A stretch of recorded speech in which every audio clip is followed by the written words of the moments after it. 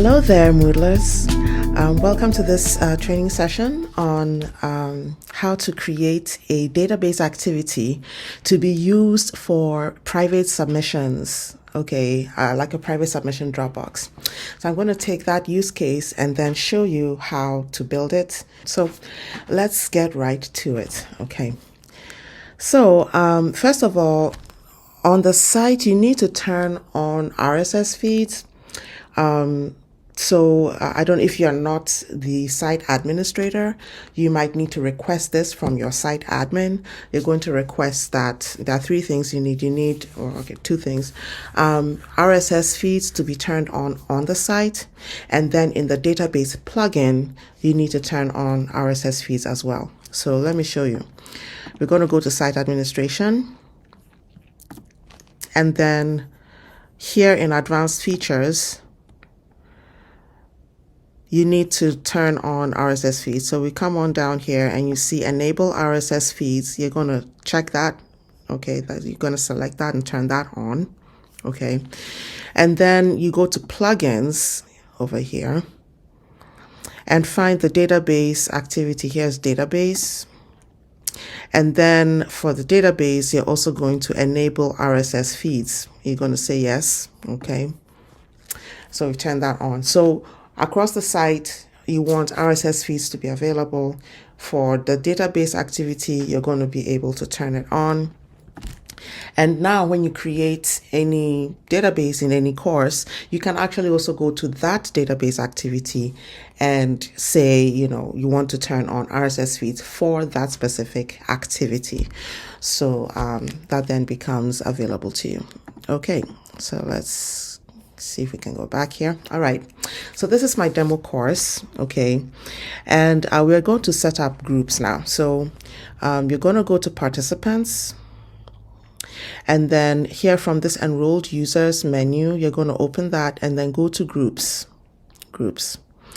I had initially set up 5 groups for I have 5 students. And so I'm going to put everyone into a group by themselves.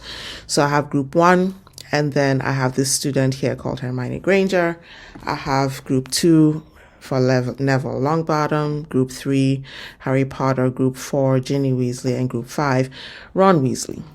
And then I went back and into each group, I put a teacher, okay, or professor or preceptor or whatever you want to call them that. Okay, so you're going to go to that group and you're going to do add remove users here. This is where you do the addition of students and users in particular. So you pick them from here and then add them into the group. So that's how we do grouping. Okay, I'm going to go back to groups. All right. And then once you're done, we're going to come here to the groups menu again and then go to groupings. Okay.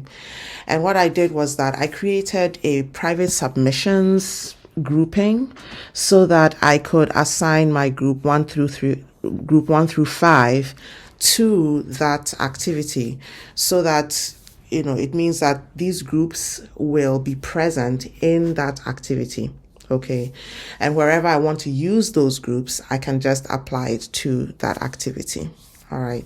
So you create a grouping and then if we go to edits there, I'm going to show you. So you create the grouping and then here is the people, the different groups that are part of the grouping. And so I've put all the groups that are in the course right now into that grouping. So I can create more groups for the course, right? Maybe I have a different activity, maybe a quiz or some other forum or something, and I'll be using different groups for that, right? And so those groups will not be part of this grouping. All right, so that's the idea behind groups and groupings, so that you can specifically assign groups to be used in a particular context. Okay. All right. So this is what we've done here. So if we look at this now, we can see the teachers, the non-editing teachers, and then we can see the groups and the different groups that they are part of. So let me just say that right now at the course level, I have put these teachers in as teachers, but maybe as non-editing teachers, maybe they should have editing rights across the entire site and all of that, or the entire course actually. And so maybe they'll be teachers at the course level, but you want them to be non-editing teachers only in the database activity. Okay. So in that case, here, I mean, you can make them just regular teacher, not non-editing teacher. But in order to do that, let me go back to the course. And here in this course, I'm going to turn editing on. So I'm going to turn on my editing mode. And then in this clinical rotations, I'm going to edit this, open up the editing menu. And you can see here there's assign roles. Okay. Assign roles. Okay. And so if I click on assign roles, you can see here that the roles I can assign in this activity are teacher, non-editing teacher, and student. So what I did was I went into non-editing teacher and I said, okay, I want these 5 people to be non-editing teachers only in this database activity. Okay, so you see how you can restrict, the roles and things to a particular activity. So depending on your need, maybe, you have other activities in the course, like it's a quiz and there's another, forum or anything else, and they have to have full teacher rights. Okay, so that's fine. Okay, so you add them in as teacher here, and then you can see them. And now in this database activity, they will have non-editing teacher rights. The other thing that you need to do then is to adjust permissions.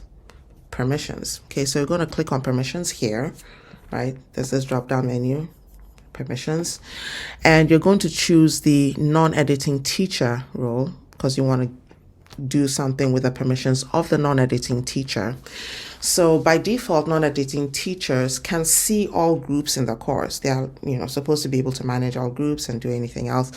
But we want to restrict that. So I'm going to filter here by the word group. And you can see here that I have actually adjusted this permission here and I set it to prevent. Okay. And so I'm preventing them from managing or accessing all groups. And that is how I restrict each preceptor to only the students in the group that they are assigned to. They can't just see everything. Okay. So if you need, that kind of control, this is how you would do that in the course. Okay. Excellent. So you set that to prevent and save changes. Okay. And now we have, our non-editing teachers and our students put together in groups, and the teachers have access to the database activity with access to only the groups that they have been put into. Okay. Wonderful. All right. So the next thing to do is now let's go into our database activity, right? So I've created a database. I created a database activity and then I did a restore. I restored, so I'm going to give you a database activity that you can restore into your own Moodle, into the course, okay? And then you'll have it just the way that it is, everything that I have here. So let me click on clinical rotations here. And as you can see, there's nobody in here yet, okay? And these are groups, and I am actually not even a teacher or anything. So I'll show you. So let me add entry. I'm just going to add an entry, and you can see that this has the properties of the database that I imported into the course.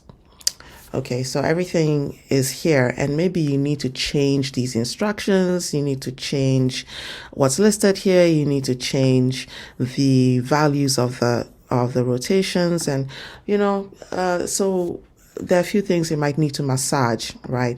But if you need to use it as it is, great. All right, this is ready to go. So students can begin to fill in the form and submit their entry.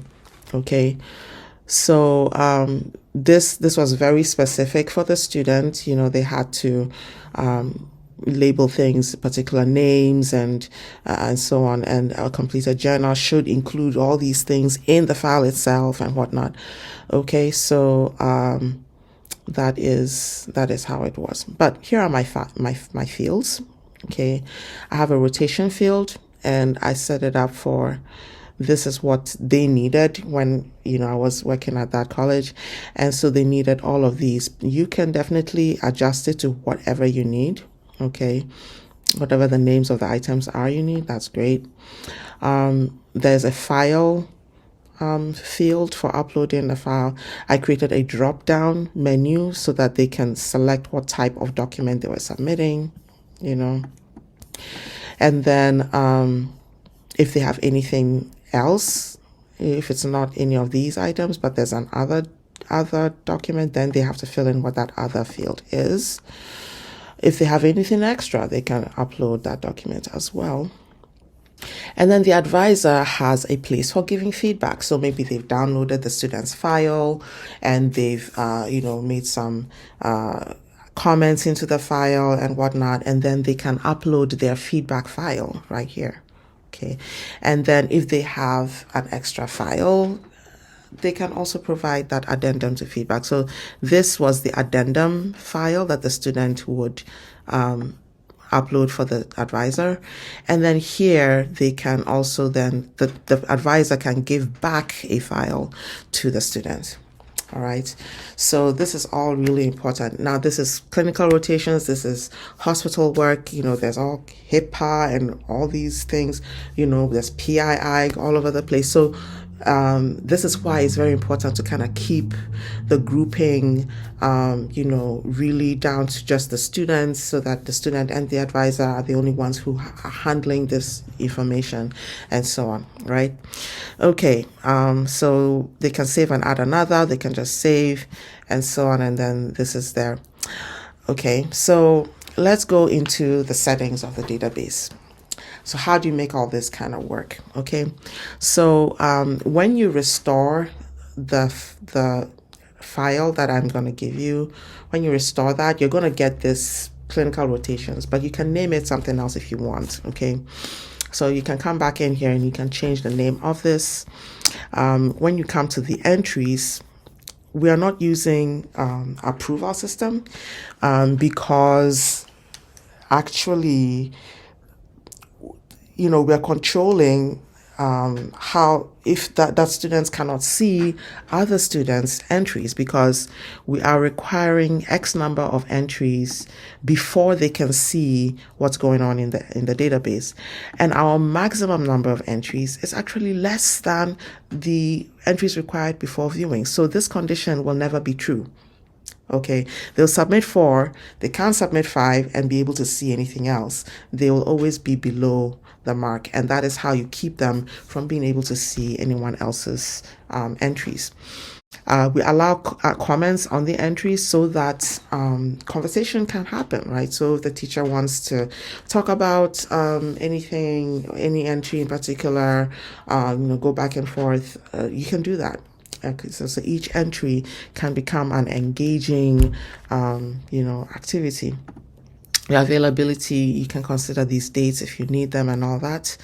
Then here's the RSS. Okay, so we are setting the RSS feed to update every 4 entries, and 4 entries is all that really they need. So usually that means if the student completes their 4 entries, the teacher or non-editing teacher or preceptor, facilitator, advisor, whatever you want to call that, would get a notification that student X has completed, has uploaded, files into the database. But you can definitely select however many you need based on your particular type of entries and so on. Okay, there you go. Then here in the common module settings, here is where we set this to separate groups so that students cannot see other groups.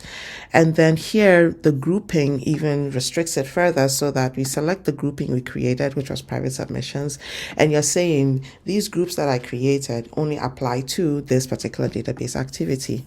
Okay, so that is how we set up those restrictions there.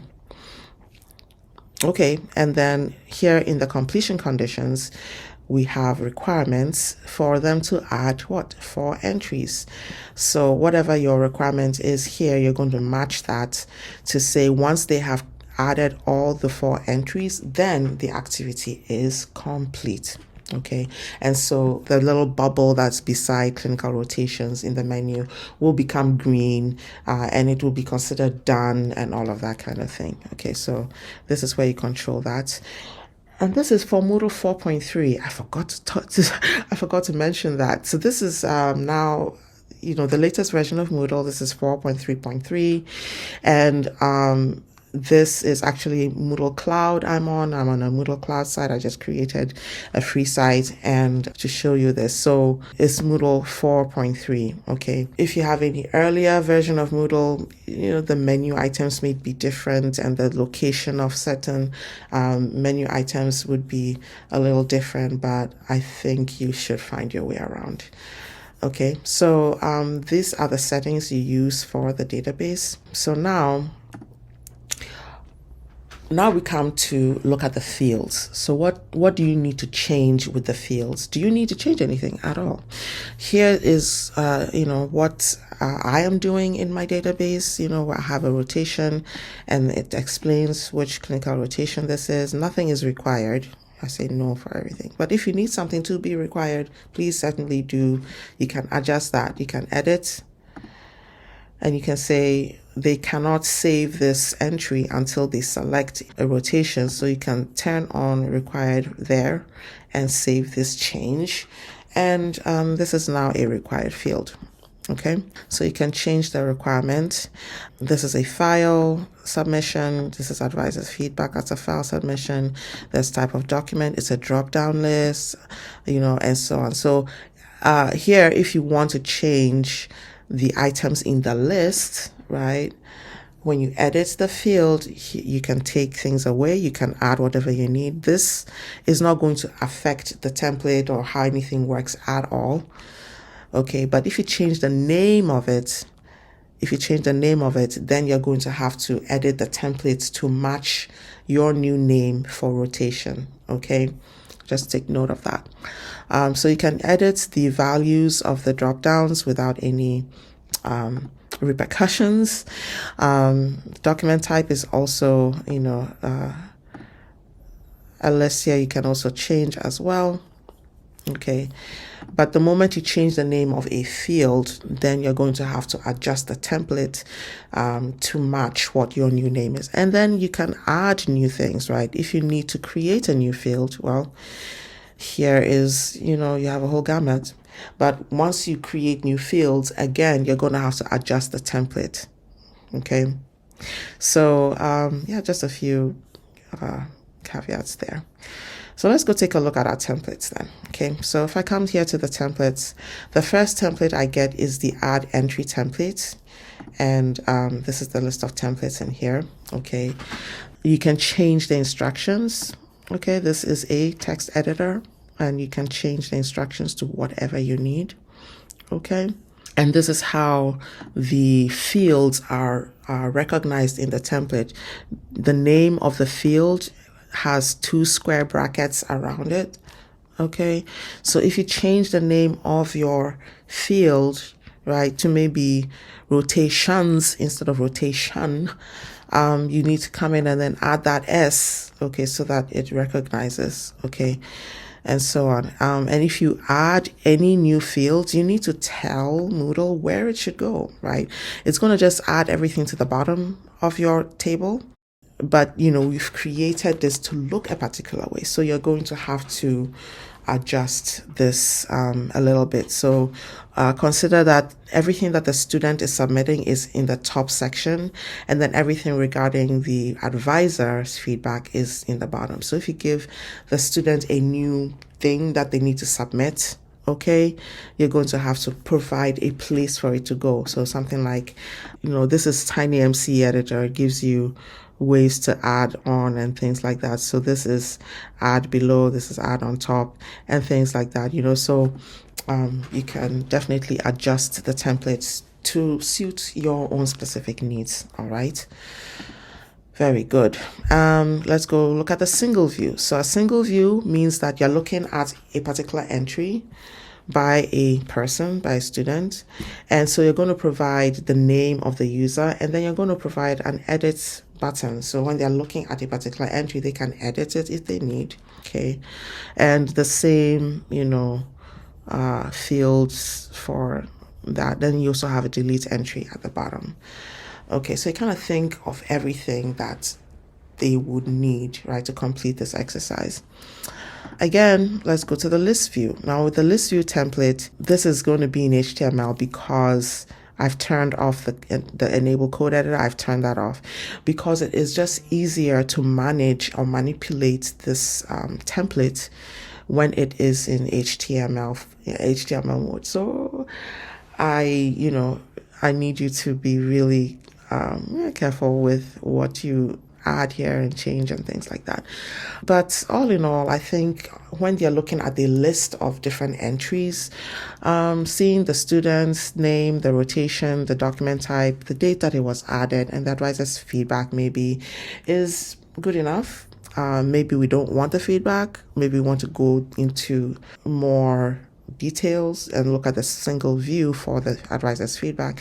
That's up to you, right? But this is how I have formatted everything, and I've given percentages for each of the different columns.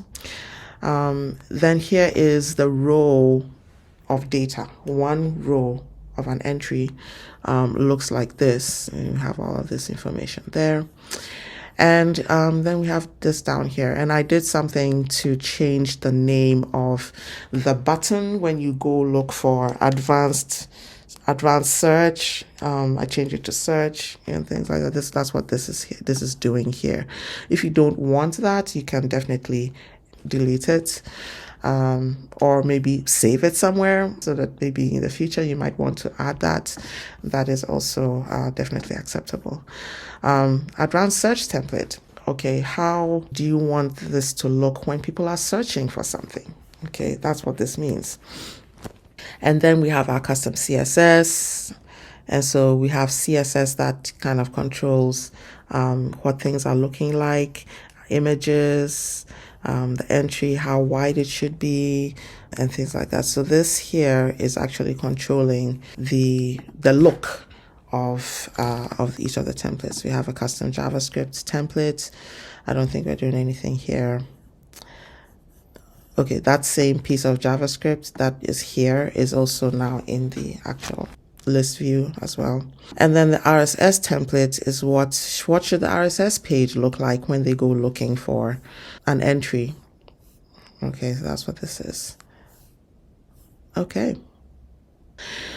All right, so let's go see what is happening here. Let's go make some entries and then and see. So I'm going to log out and log back in as a student. And let's go with, let's see, Harry Potter. Excellent. Here is the course. And very good. So here it is. This tells me I have things to do. I have to make 4 entries. So let me go into the clinical rotations here. I must add 5 more entries. So let me add one. So I'm going to add entry here. And this is ready now. Wonderful. This is required, right? I cannot save this without putting in something for the rotation. Okay, so let's say I did a medicine rotation and I need to add a file. Okay, so I'll put this here. This is a type of document. It's an early case and so on. I don't have an addendum and I'm done with this entry. I'm going to save and add another. just for the fun of it. Okay, and this is the next entry, and this one is an ambulatory rotation. This is going to be, I don't know, let's just say God has a plan. And the type of document is a journal, okay? And so on, and let me say save. I'm not going to add another, so I'm going to save. And we are done. I've done 3 things, and I have 1 entry here. I see the comments area, so I can put in a comment if I want, and then the teacher is also going to add comments and can have a conversation going on right there. If I go to the second view, this is the ability beyond success there. This is the early case. There you go. So this is a clinical rotation document for me. Remember, the template had the user in with hash numbers, and then edit in that hashtag as well. So I can click this to edit the entry. Okay, and it brings me back to that. So this is great. Okay, excellent. So let's come back out to this, and let me go to the clinical rotations again, and let's see what this looks like in list view.